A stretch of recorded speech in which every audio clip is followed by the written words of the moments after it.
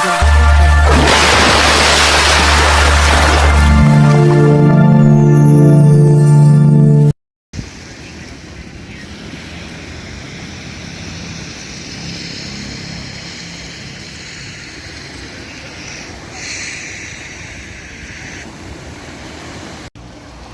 dulu itu buat panci. Besok tu nasi kau buat panci awak lah.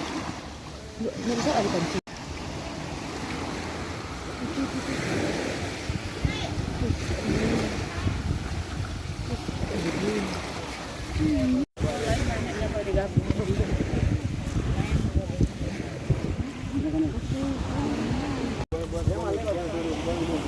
Ini sibuk.